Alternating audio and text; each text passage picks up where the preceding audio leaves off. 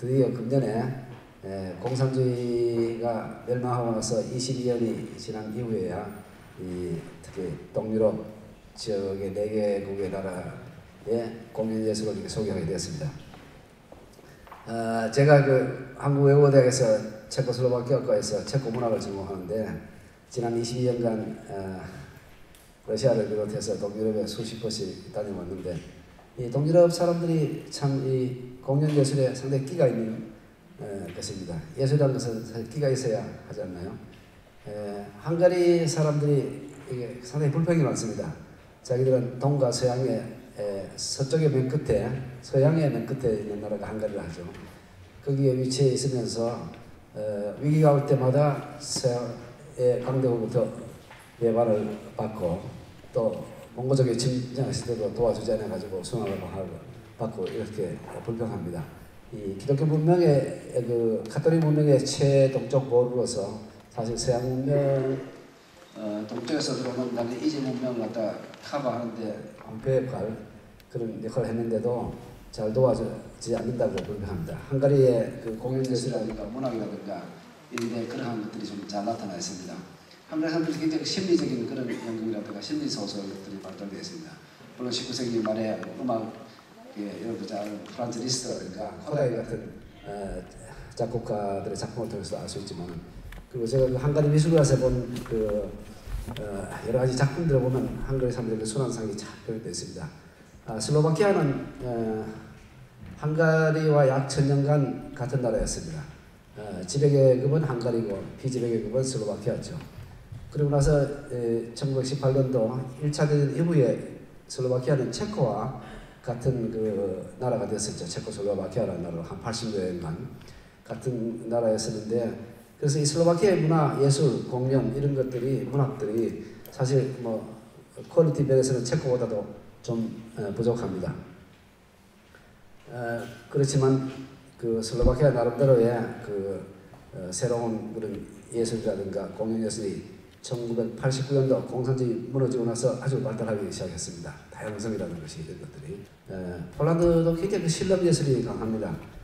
문어적에 부조리 연극에도 폴란드가 아주 유럽에서도 독보적인 존재입니다. Because it concerns Polish history and Polish theater, and the matter of both is really huge. But I want to talk about basically one theater director, and I want to show you how the Jewish legacy is represented in Polish theater from the perspective of his work. The name of the director is Krzysztof Warlikowski. We need to give you some background for this Jewish subject. Because as probably you know, during the Second World War, the majority of Jewish people were martyred. So if you look on Poland before the war, if you look on big cities like, for instance, Warsaw, you would see big Jewish districts in all big cities, or even you would see some Jewish towns in Poland. After that, Poland became a communist country, and we used to say that we were occupied by Russians or Soviets. So till 1989, till the big change in Polish history and big change in Central Europe, we thought about ourselves as victims. And the situation suddenly changed at the beginning of 2000. Polish historian Jan Gross published a book called Neighbors. It happened in 2001, and the book was exposing Jedwabne pogrom. Pogrom is a massacre. It took place in July 1941 during the war. It happened in a small Polish town that was inhabited by Poles and Jews. And during this pogrom, this massacre, Polish people killed at least 340 Jewish people, Jewish neighbors, with the complicity of Nazi Germany. This revelation made a big scandal in Poland. It created a really huge discussion about our history, our attitude towards Jewish, about Polish anti-Semitism, and about Polish guilt, because suddenly we started to be not only victims, we were also guilty people. So this finding, I could say that it influenced not only Polish mentality, but also Polish theater. And saying that Jewish legacy is one of the most important subjects in Polish theater is maybe not true. However, for Krzysztof Warlikowski, it is one of the basic subject and basic taboo. He wants to confront, make a confrontation with the audience. On the other hand, there is also a quite important thing that traditionally in Poland theater is treated like almost like a scientific tool that could be used to explore human soul or the soul of the nation. Polish artistic theater has nothing to do with entertainment. It's a place of very serious discussion with the audience. Warlikowski also treats the audience as a strong partner for a discussion. He also heritated an attitude that was created in Poland during Romanticism, so in 19th century. This attitude obliges artists to take a responsibility for the audience. It was also the responsibility for the nation. For the first time, he approached the subject in 2003 when he created a production titled The Book. What is the book? I don't know if you know or not. The book comes from Jewish tradition, and it's a soul of a deaf person who died, and the soul is coming back to earth, and the soul is living in somebody else's body. So this story was used by Warlikowski because he believes that we have no choice now after what happened during the Second War. We have no choice, we have to accept the book. I think that Poland is really full of the books, and we have to deal with them, we have to talk to them, we have to discuss with them, we have to maybe ask for being forgiven. It makes our culture a little bit special because it's very special. Thank you very much for the introductory words by Professor Kim, and I really was happy to hear that the sadness of the Hungarians is a characteristic that is also perceived here in so far from home. And I would like to also relate a little bit to Piotr's speech in the topic of feeling ourselves victims in a way. And I am not going to speak about the Jewish tradition or the Jewish heritage which we also have in Hungary, which is also very, very strong, and we were also involved in some horrible deeds during the 40s, during the Second World War, which is still not really debated in our society. That's why we are very, very curious to look at Poland's theater's attempts to focus on the element of Polish guilt. in the events of the Second World War. But we also have other areas of history where we all feel big guilt, and that is still not elaborated on the societal level so much. And that is our approach of the socialist and communist past, which lasted for 40 years, and 20 years have, or more than 20 years have passed till the 1989 changes. 루마니아가 사실 루마니아 태생의 요네스코 아시죠? 프랑스 파리에서 부조리 연극의 창시자로 알려있지 않습니까? 이 센트럴 유럽, 동유럽, 중부 유럽 이쪽에 많은 그 극작가들이 사실 이 부조리적인 그런 것들을 많이 썼습니다. 역시 그 공산주의 시대 때 암울했던 그런 문제를 갖다가 아직까지도 다루고 있다는 것이 정말 문학에서, 연극에서 필요하다고 봅니다. 잊혀진 과거를 국민들한테 또는 관객들한테 새로 일깨워주는 그런 어떤 극작가, 연극인의 그 책임이랄까, 사회적인 이슈를 갖다가 드러내는 것이 필요하다고 봅니다. 우리는 참 불행하게도 해방 이후에 일제잔재, 또 친일파 이런 문제가 시시하게 넘어갔었죠. 한국 사람들이 양반이라서 남의 허물을 갖다가 잘 얘기 안 하려는 그런 성격을 하죠.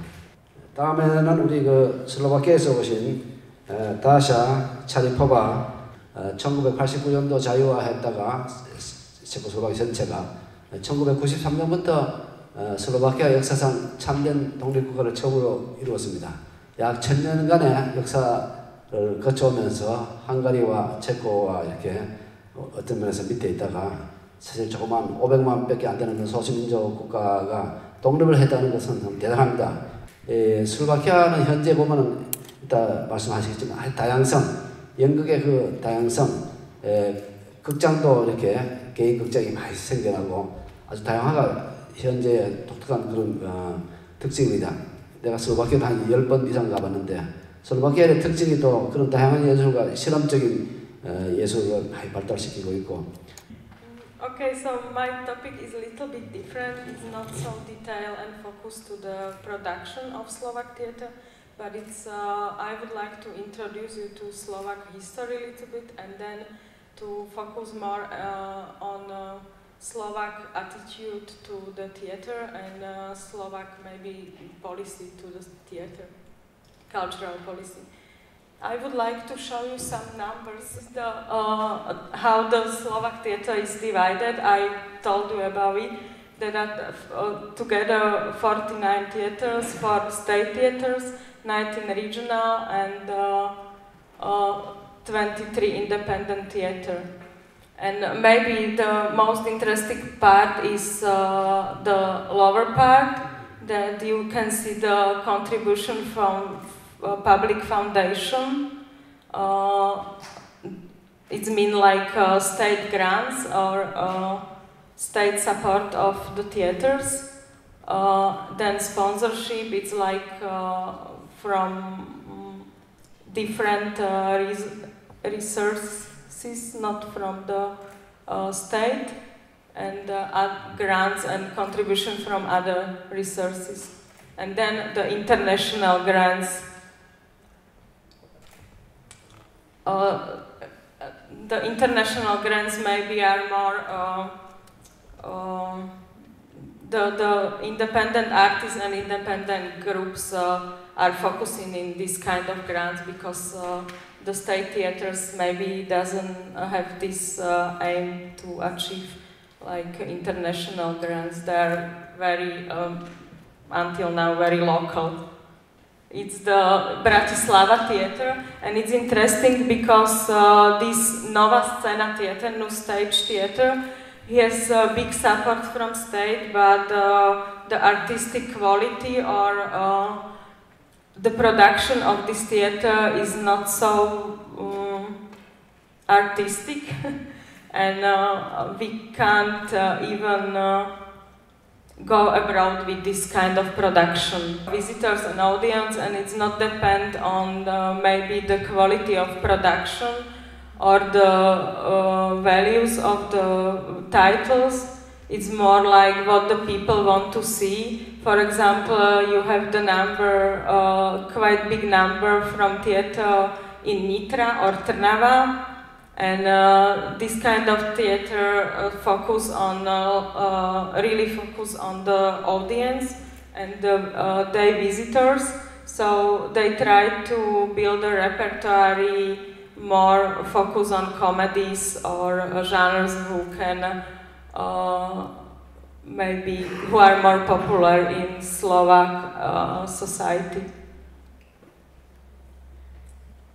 These are self-sufficiency of Slovak theaters. Like these are professional theaters, state theaters, and theaters run by government, governing region. This graph is because you can see the independent theaters, but it's really contribution from the public resources, and the huge graph is for Trusverik Žilina. It's one group, and their production is very various. They under this group belong theater production, dance production, artistic production. They have very various style of contemporary art production. And this is just you can see how was the support last few years, and the numbers are more or less the same. It's maybe more independent theater, the last one they started to run. And this is why I show you this graph. It's the problem of Slovak cultural policy, because such policy what we have should be applied in general. In the capital there are state theaters with enormous subsidies, but these finances are not reflected at the artistic, creative and innovative level. Independent theaters, for which the grant system is not so automatic, are more agile in dealing with the cultural policy and finding their own resources. 사실 체코나 슬로바키아나 연극 보러 가면요, 한 달 전에 표를 안 사면 들어가기 힘들 정도로 상당한 인기가 있습니다. 공연 문화가요. 우리보다 훨씬 더 그런 어떤 공연 문화가 역사적으로 잘 발달되어 있다고 볼 수 있죠. 모든 극장이 코트를 입고 들어가는 극장은 없습니다. 전부 입구에서 코트를 다 맡겨야 됩니다. 그것도 상당히 본받을 점이라고 생각합니다. 그 60년대 자유화 바람이 불 때 체코슬로바키아였죠 그때요.